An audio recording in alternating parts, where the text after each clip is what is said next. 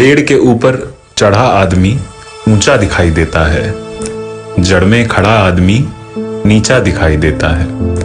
आदमी न ऊंचा होता है न नीचा होता है, न बड़ा होता है न छोटा होता है। आदमी सिर्फ आदमी होता है।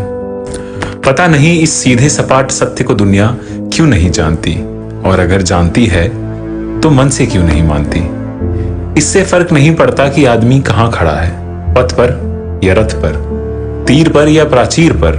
फर्क इससे पड़ता है कि जहां खड़ा है या जहां उसे खड़ा होना पड़ा है, वहां उसका धरातल क्या है। हिमालय की चोटी पर पहुंच एवरेस्ट विजय की पताका फहरा। कोई विजेता यदि ईर्ष्या में दग्ध अपने साथी से विश्वासघात करे तो उसका क्या अपराध इसलिए क्षम्य हो जाएगा कि वह एवरेस्ट की ऊंचाई पर हुआ था? नहीं, अपराध अपराध ही रहेगा। हिमालय की सारी धवालता उसकी कालिमा को नहीं ढक सकती। कपड़ों की दूधिया सफेदी जैसे मन की मालिनता को नहीं छुपा सकती।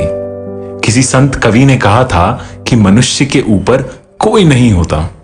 किसी संत कवि ने कहा था कि मनुष्य के ऊपर कोई नहीं होता। मुझे लगता है कि मनुष्य के ऊपर उसका मन होता है। छोटे मन से कोई बड़ा नहीं होता, टूटे मन से कोई खड़ा नहीं होता।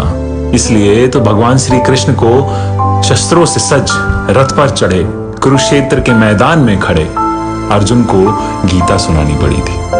मन हारकर मैदान नहीं जीते जाते, न मैदान जीतने से मन जीते जाते हैं। चोटी से गिरने से अधिक चोट लगती है, अस्थियां जुड़ जाती, पीड़ा मन को सुलगाती है।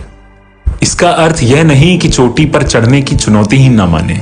इसका अर्थ यह भी नहीं कि परिस्थितियों पर विजय पाने की कोई न ठाने।